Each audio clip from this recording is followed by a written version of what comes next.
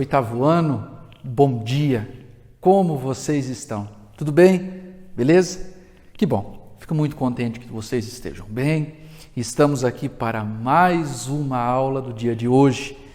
E como falamos do processo do surgimento dos Estados Unidos, a questão do Destino Manifesto, a questão da doutrina Monroe, comentávamos a respeito disso, tá? Eu falei para vocês que na aula de hoje eu trabalharia um pouquinho da Revolução Industrial, faria um gancho rapidamente, explicando o que é a Revolução Industrial, para nós fecharmos o processo de entendimento da expansão dos Estados Unidos, tá?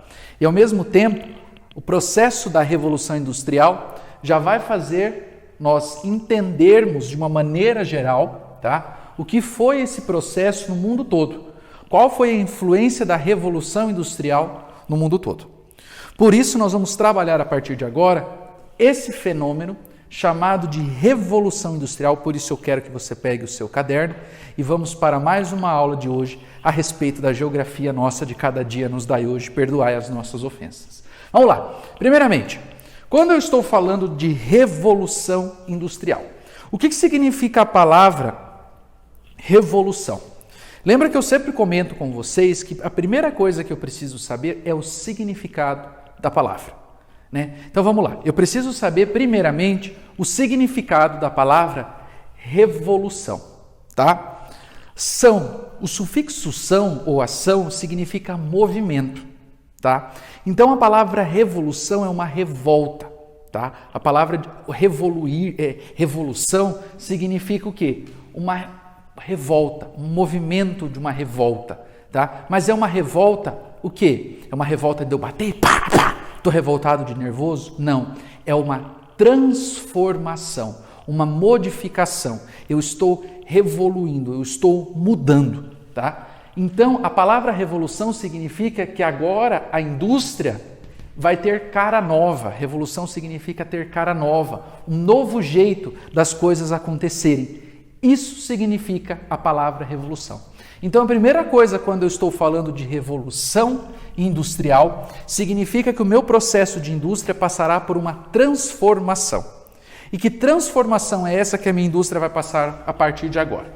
Vamos lá. Então eu já sei que o significado da palavra revolução industrial, o conceito de revolução industrial significa o quê? Uma transformação da indústria. Então eu pego, tá, o giz branco aqui e você vai anotar que revolução industrial significa transformar a indústria. Tá? Então eu sei que revolução industrial é transformar a indústria. Esse é o primeiro passo, o significado, o conceito da palavra. Ponto. Fechou. Legal, eu posso acabar a aula de hoje? Não. Claro que não pode acabar a aula de hoje.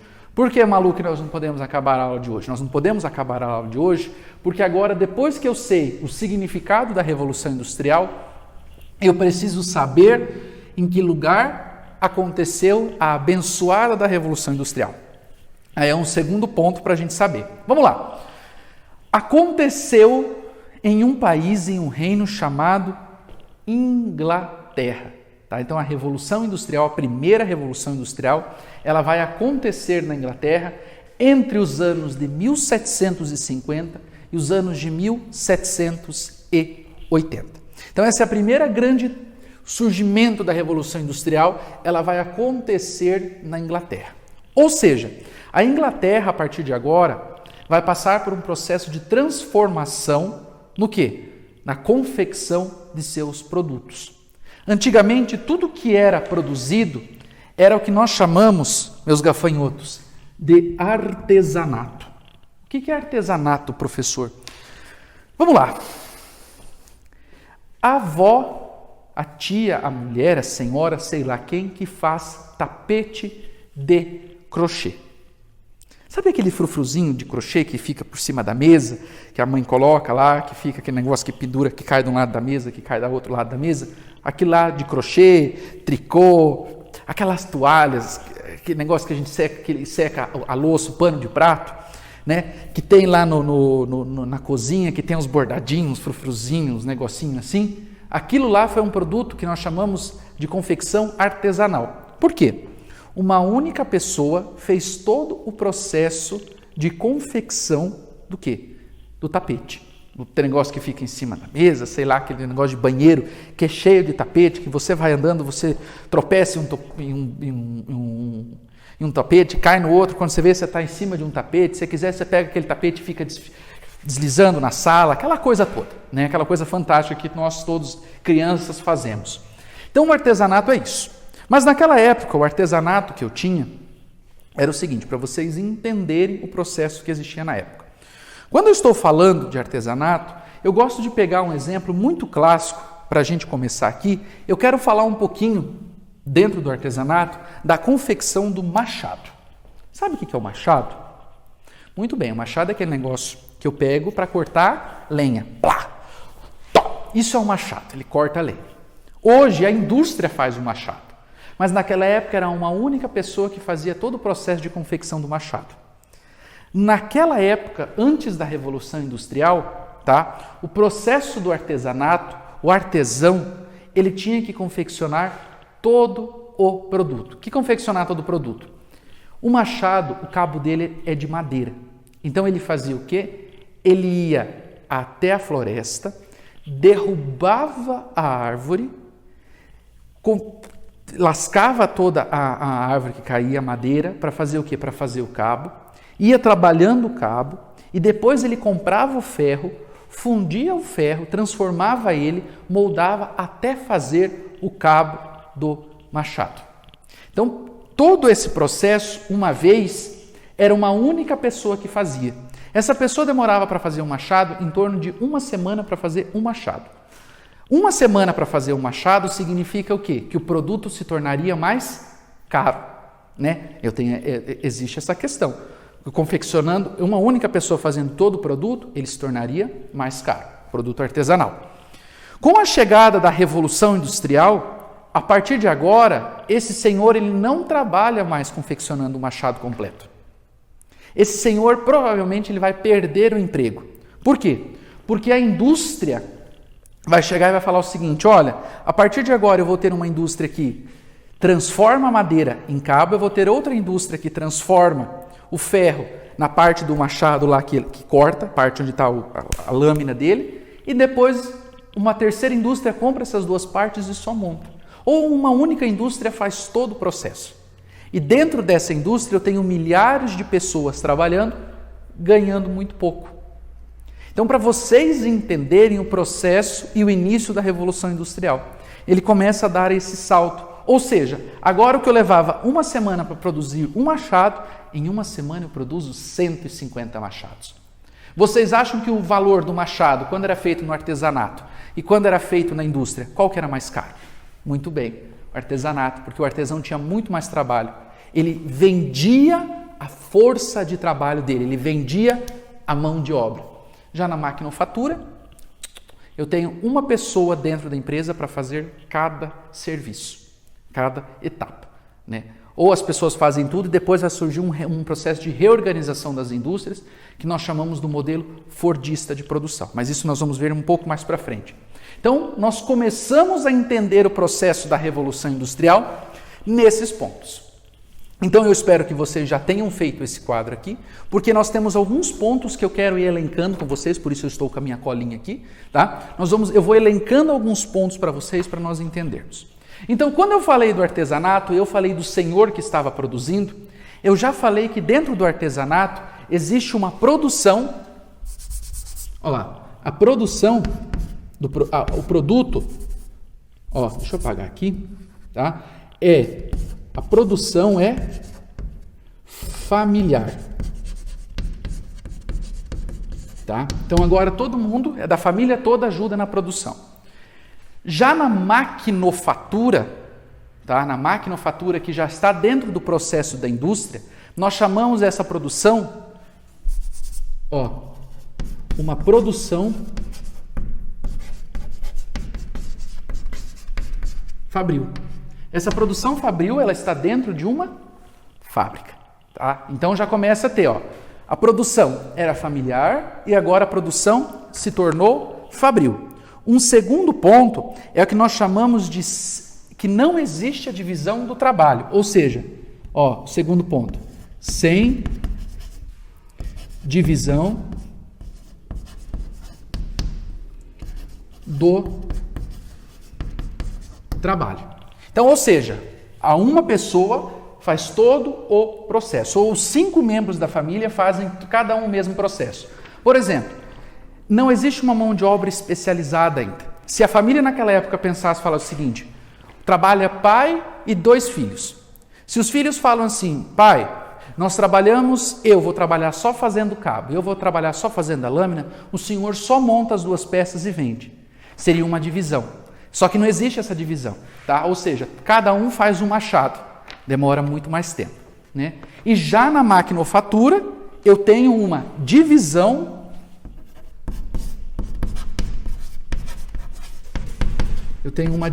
do trabalho. Então, cada um vai começar a fazer uma única etapa dentro desse processo. Aqui, eu tenho o quê? Num terceiro ponto, eu tenho La Plata. O objetivo de fazer algum produto é vender, não é? Então, muito bem. O artesanato, sem a divisão do trabalho, nesse caso aqui, né? Eu vou ter o quê? O capital. O que é o capital? Os bens e o dinheiro. Eu vou ter capital, só que eu vou ter mais... Ó, come here, please, aqui. Eu vou ter o capital, só que por consequência, eu tenho mais o quê? Mais trabalho. Eu preciso trabalhar mais aqui. Tá? Aqui eu já vou ter capital, só que eu vou ter menos trabalho. Tá? Então, onde eu tenho capital mais trabalho, e aqui eu já tenho capital e menos trabalho. Tá? Ou seja, menos força que eu preciso fazer. Em um outro momento, tá? No artesanato, eu tenho regras corporativas. Ó, regras corporativas. O que seriam essas regras corporativas? Não existe somente um artesão de machado na cidade. Existe 14, 15, 16. Esses artesãos, eles se respeitam dentro de todo esse processo de confecção do machado. E quando eu venho já na maquinofatura, existe uma outra questão que são as chamadas leis de mercado. As leis de mercado já são o processo de venda. Como que eu vou vender esses produtos? Qual será o valor de venda desse produto, do machado? Tá? A mesma coisa nas regras corporativas. Como que eu vou vender? Muda-se, além de tudo, o nome dentro de todo esse processo. Já no artesanato, para vocês entenderem mais um ponto, eu tenho uma sociedade estamental. Então, no artesanato, eu tenho uma sociedade estamental. Ou seja, quem comanda tudo é o Estado, tá? É o governo.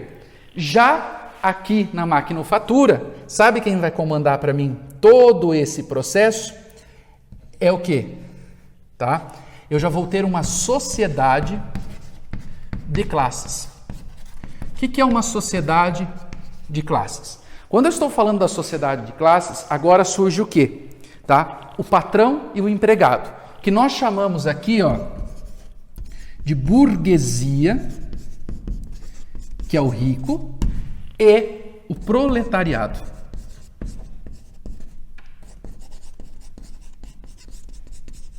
Tá?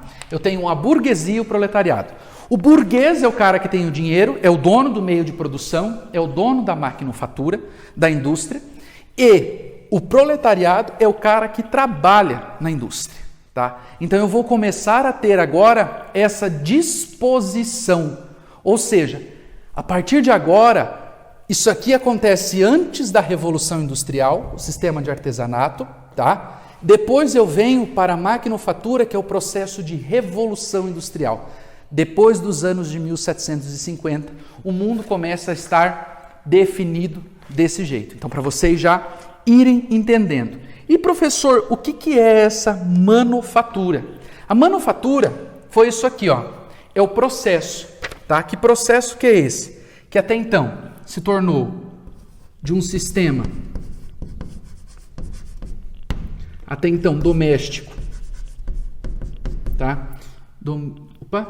Olha o erro, doméstico para um sistema fabril, ou seja, passa da casa para a fábrica, e um outro ponto, tá? É que é um comerciante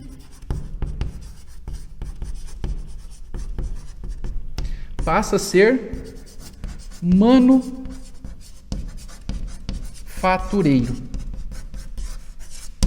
tá? Então, o que é o manufatureiro? É o cara que vai fazendo todo o processo de transformação, de manufatura do produto inicial da matéria-prima em um produto final. Isso é o início do processo da Revolução Industrial. Copiado até aqui? Entendido até aqui? Muito bem, meu gafanhoto. Eu fico muito contente com isso, tá? Qualquer dúvida, qualquer coisa, vocês vão anotando aí e no chat nós destruímos isso depois. Vamos lá.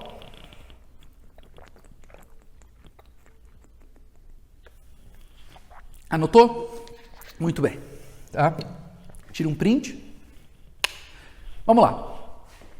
E as características, né? Já vimos a característica do processo de Revolução Industrial, como que aconteceu tudo isso aí e tudo mais, mas ela aconteceu de duas formas. Professor, quantas revoluções industriais eu tenho? Eu tenho 3 e estou indo para a 4ª, tá? Nós estamos ainda trabalhando a primeira e eu vou começar a passar a segunda para vocês, já tenho que associar os Estados Unidos aqui ainda. Vamos lá. A primeira revolução industrial, então, ela vem acontecer na Inglaterra, tá? No século XVIII, meados do século XVIII, anos de 1700 e pouco, com 2 características principais. Primeiro, o surgimento da máquina a vapor. Sabe como é que máquina a vapor é essa aqui? O trem. O trem é a máquina a vapor. Piuí, tic-tac, piuí, tic-tac, né? É a primeira característica máquina a vapor, o surgimento do trem. E eu tenho também o carvão mineral, que é matéria-prima. Matéria-prima do quê? Tá? As máquinas a vapor são movidas a calor, ao vapor, ao aquecimento. Precisa de alguma coisa para aquecer as caldeiras. Quem que vai aquecer as caldeiras? O carvão mineral. Por que é o carvão mineral que vai aquecer as caldeiras? Ele tem um alto índice de calor, de combustão.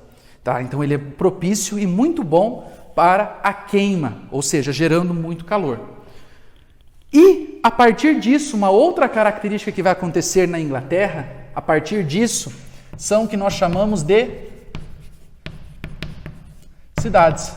As cidades modernas, estava esquecendo já da palavra moderna, as cidades modernas, elas começam a surgir aqui. Tá? As cidades modernas, conceituadas, vão surgir aqui. Por quê? Deixa eu explicar uma coisa para vocês. As cidades, até então, elas sempre estão surgindo próximas de algum lugar geralmente físico. Que lugar físico, que aspecto físico é esse? Rio. Tá? Grandes cidades, como por exemplo Londres, está à margem do Tâmisa, do rio Tâmisa, as civilizações do Nilo, a grande civilização do Nilo, do Egito, presente próximo ao rio Nilo, o povo da Babilônia, tá? Que estava no rio Eufrates, o povo da Mesopotâmia, que estava entre o Tigre e o Eufrates, os rios Tigres e Eufrates. Então, grandes civilizações sempre próximas aos rios. Por causa da questão da navegação, transporte de mercadorias, consumo próprio da água e também o sistema de irrigação. Aqui, a partir de agora, as cidades elas vão migrar e elas vão surgir próximas onde eu tenho as minas de carvão mineral na Inglaterra. Ou seja, as cidades vão ficar próximas às indústrias porque é mais fácil para os trabalhadores, porque eu preciso de uma grande quantidade de trabalhadores. E a partir disso, eu chamo esses caras para trabalhar e as cidades são constituídas próximas aos locais de trabalho. Tá? Aí passa-se 30, 40 anos, 30, 40 anos eu já vou virar já para o próximo século, mas o que eu quero dizer aqui é que ao mesmo tempo, nesse período, e agora eu volto para falar dos Estados Unidos, em 1750, já existem as colônias britânicas na América do Norte, que depois elas vão se tornar o quê? As colônias, as 13 colônias dos Estados Unidos da América. O que eu quero mostrar para vocês dentro de todo esse processo é que os Estados Unidos declarou a independência, acompanhe comigo, em 4 de julho de 1776 foi o processo de independência dos Estados Unidos. Nós estamos no ápice da primeira Revolução Industrial. Os Estados Unidos é uma colônia até então da Inglaterra. A partir de agora eles vão pegar essa tecnologia da máquina a vapor, vão pegar o trem e vão trazer para os Estados Unidos. E a partir disso eles vão começar um avanço, a marcha para o oeste, a doutrina Monroe, e eles vão se apropriar da tecnologia da primeira Revolução Industrial, que é a máquina a vapor, que nós chamamos de trem, e eles se apropriam do carvão mineral, que nós sabemos que é a matéria-prima, e começam um processo de expansão de leste para oeste, construindo trilhos de trem com matéria-prima, que é o carvão mineral, para movimentar o trem, e ao mesmo tempo em que eles vão expandindo o território, eles vão descobrindo outras áreas com ferro, com petróleo. Ou seja, eles vão começando a expandir e rumando, tendo um rumo para um processo que nós chamamos da segunda Revolução Industrial, que já vai acontecer na Europa, nos Estados Unidos e no Japão já no século XIX. Anos de 1850 é o início do surgimento da segunda Revolução Industrial. O processo dos Estados Unidos, a partir de agora, se apropria, como o petróleo e a energia elétrica vai surgir nesse caso aqui, o aço também, Agora eu tenho o período do aço, porque encontram-se minas de ferro ao longo da região central dos Estados Unidos, e a expansão das máquinas, ou seja, mais indústrias vão surgindo, indústrias diferentes, indústrias de confecção, com outros produtos. Então essa é uma característica do surgimento da Revolução Industrial e que os Estados Unidos se apoderam disso aqui, e depois ainda eu vou falar da Europa para vocês, e vou falar do Japão dentro da Revolução Industrial, da segunda Revolução Industrial, como eles se apropriaram e como eles foram modernizando o sistema industrial que nós conhecemos nos dias de hoje. Beleza? Eu espero que vocês tenham compreendido. Qualquer dúvida, qualquer coisa, vocês anotaram tudo aí, me procurem no chat daqui a pouco que nós vamos matar esse conteúdo aí. Beleza? Um forte abraço e até mais.